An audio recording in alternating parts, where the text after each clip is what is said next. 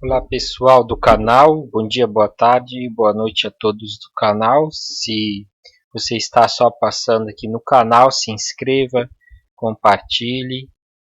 A gente vai falar hoje dos princípios da óptica geométrica, ok?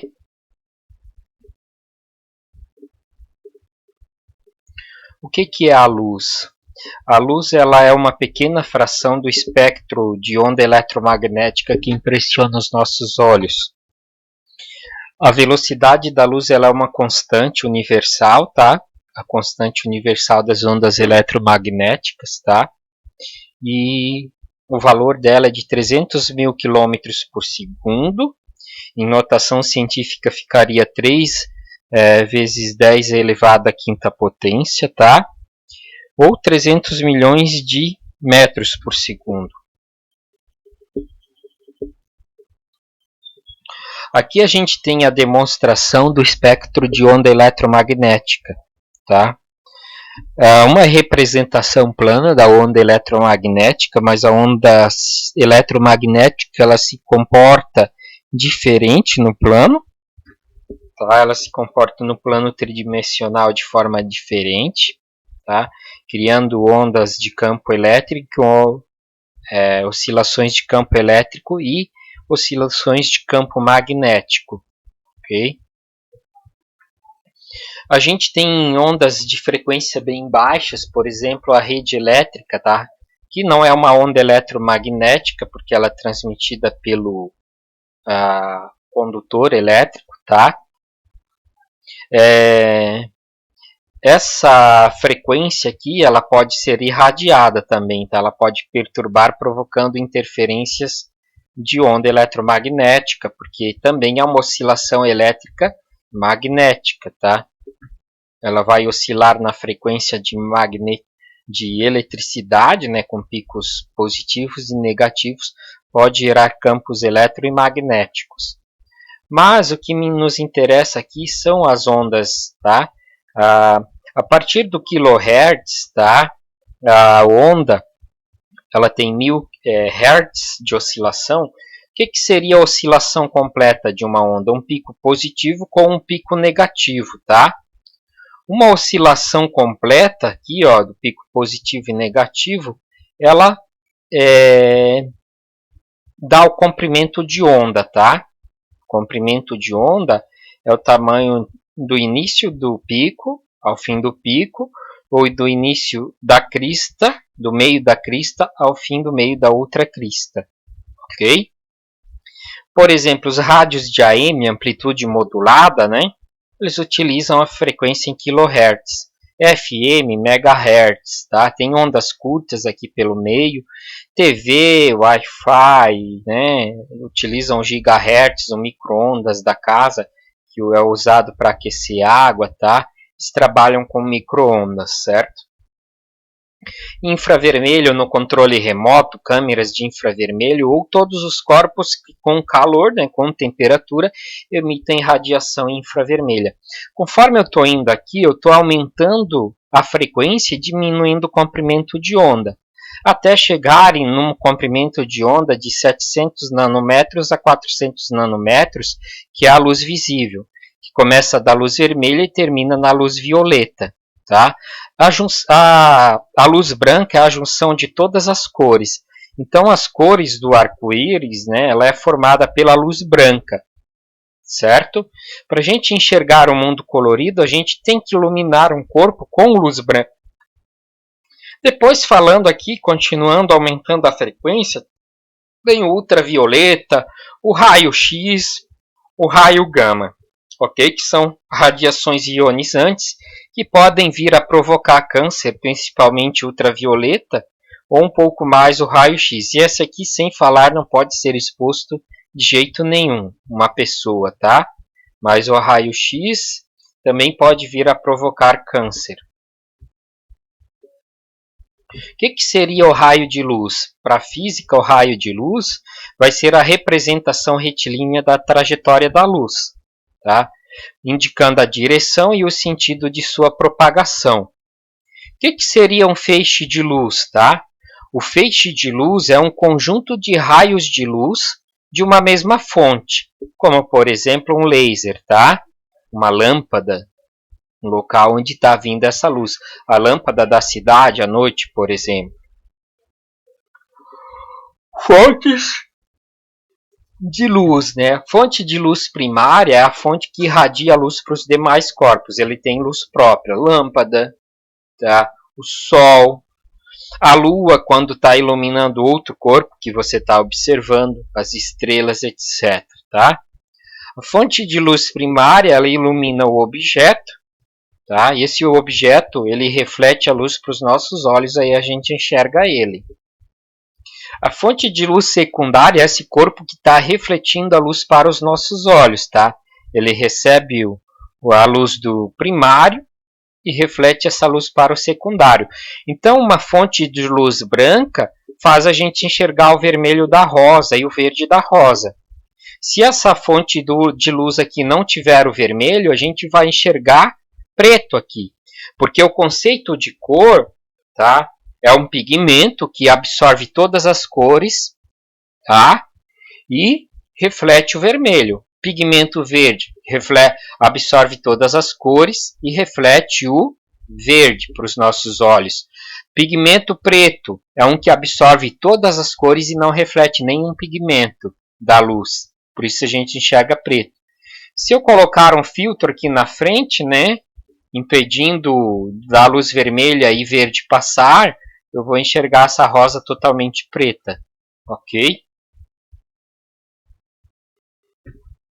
Nós temos fontes de luz pontual ou multiforme, é onde o tamanho de luz é desprezível em relação ao ambiente considerado. Lâmpada de LED de uma sala, por exemplo. E fonte de luz extensa, quando a fonte tem um corpo extenso e o seu tamanho deve ser considerado em relação ao ambiente. Tá? Quando é pontual, desprezível, a gente não considera o tamanho, mas uma lâmpada fluorescente, ela é longa e tem que ser considerada. Por exemplo, o Sol é uma fonte de luz extensa.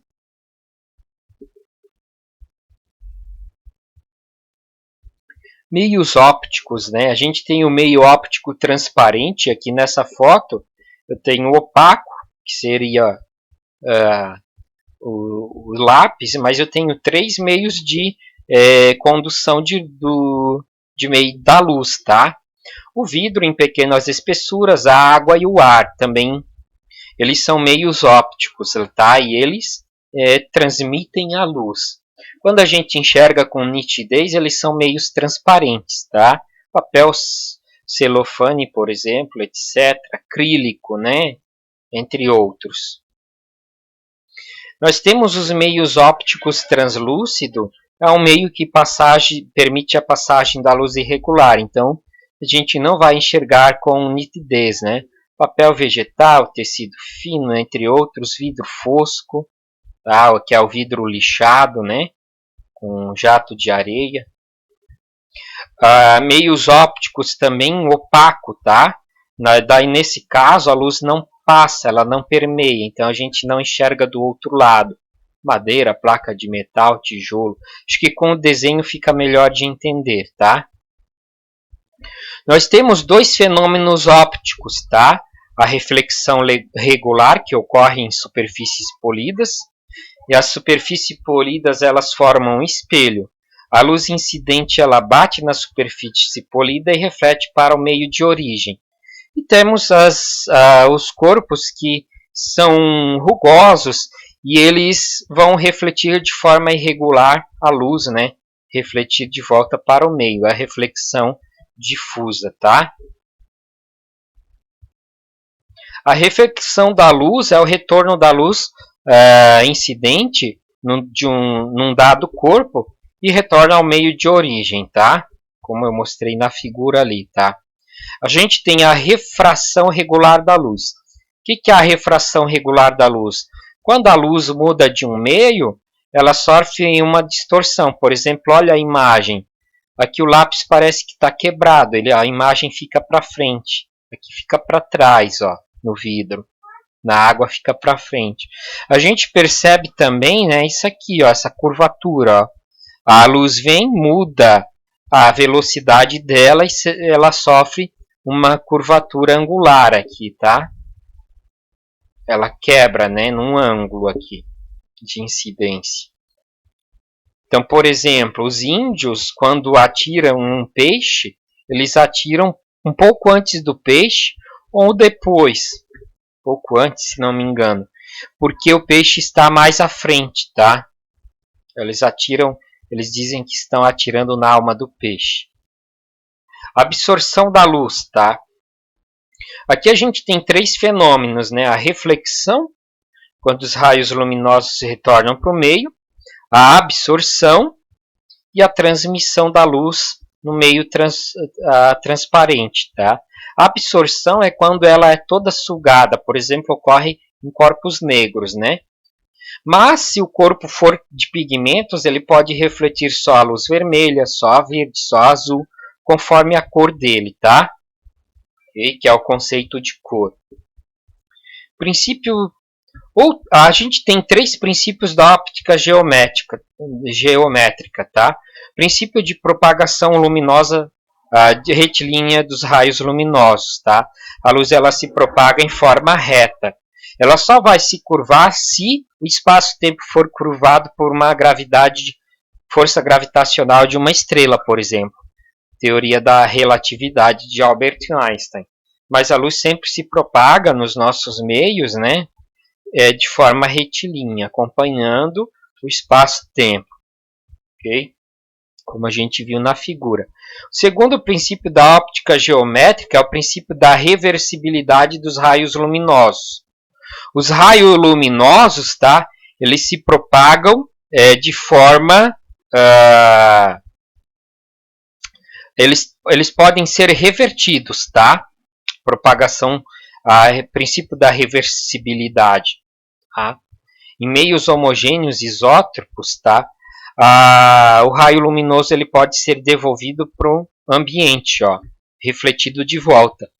Esse princípio se aplica no seguinte exemplo. Ó, se você enxerga o motorista do ônibus por um espelho, significa que o motorista de ônibus também está te olhando. Se você vê o rosto do motorista, significa que o motorista pode ver o seu rosto.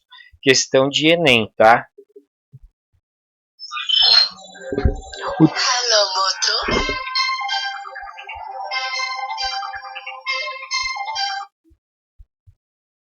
Alô?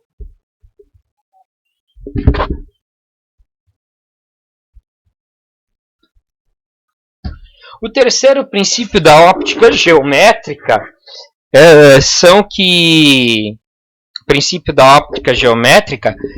os raios de luz eles não podem interferir um no outro na sua trajetória, tá? Eles se cruzam, por exemplo, a luz verde, essa aqui é a verde, tá parecendo ciano, mas é verde, tá? Com a vermelha dá o amarelo, mas a luz vai continuar na sua trajetória e a vermelha sem se interferir. Esse princípio ele é usado na construção da fibra ótica, né? A fibra ótica tem uma banda infinita, eu posso colocar tantos raios luminosos quanto eu quiser na fibra óptica, que ele vai transmitir esses raios de forma independente, independência dos raios luminosos. Ok?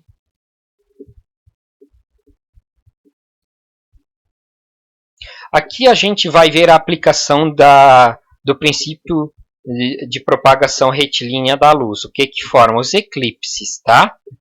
A sombra e a penumbra, ou a umbra e a penumbra, tá? A umbra é a sombra e a penumbra é uma sombra mais leve, tá? E ela ocorre pelos princípios de propagação da luz retilínea. Uma fonte extensa, tá? O raio de luz passa de um lado para o outro, do outro para o outro, forma a penumbra.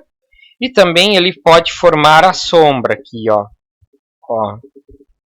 nesse feixe. Então isso aqui seria igual aos eclipses, tá? Os equinócios e os eclipses solar e lunar. Quando que acontece os eclipses solares e lunares, tá? O eclipse solar e lunar ele ocorre 2 vezes por ano, tá? No equinócio de outono ou de primavera, tá? O que é o equinócio? Dia igual à noite, ó. A iluminação da Terra devido à inclinação, né? Aqui é o verão no norte, em verão no sul, tá? E aqui nós temos as mudanças de primavera e outono. Então o dia é igual à noite e a eclíptica da Lua tem relação, a órbita da Lua com a Terra e a elíptica, 4 graus de inclinação. Então a Lua praticamente está no plano inclinado da Terra.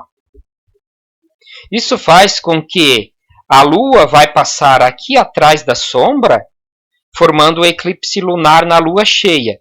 E quando ela cruzar aqui na frente, o eclipse total na Lua nova. Então o eclipse solar ocorre na Lua nova, o eclipse solar ocorre na Lua nova e o eclipse lunar na Lua cheia. Nas luas novas e na Lua crescente e minguante, não ocorre eclipse.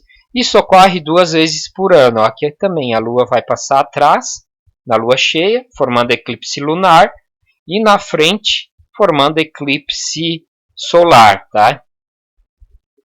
Aqui a gente tem a demonstração do eclipse, ó, a formação da umbra e da penumbra.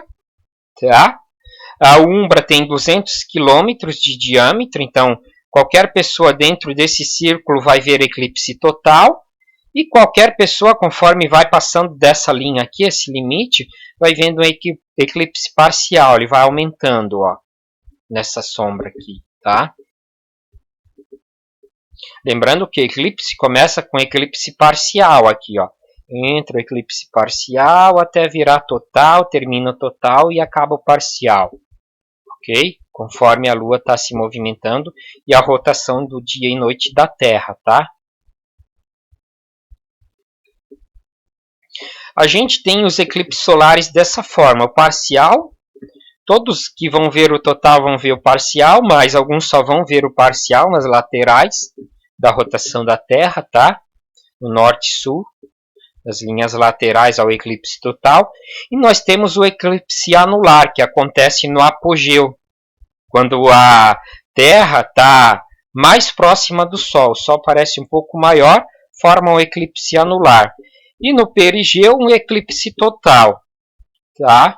Não é todos que podem ver eclipses totais. Tá? Eles ocorrem, como eu falei, em áreas restritas de 200 km no planeta, né? O eclipse lunar, ele é quando a Lua passa na parte da sombra da Terra, né? Ele inicia com um eclipse lua de sangue, quando passa na umbra, e na sombra da Terra total é um eclipse total. Então nós podemos ter eclipse que ele cobre aqui total e a lua de sangue, né? E ocorre 2 vezes por ano a lua de sangue. Não é o fim do mundo, não, tá? Lua de sangue não é o fim do mundo. Eclipse é natural e ocorre 2 vezes por ano. A gente vai aprender a fazer o cálculo da altura pela sombra dos objetos, ok? Eu vou encerrar, tá, o vídeo por aqui, tá, para que ele não fique longo. Aliás, eu vou terminar o vídeo por aqui mesmo. Vamos tocar até o fim. Não, melhor é interromper. Desculpa, mas deixa eu dar uma pausa aqui.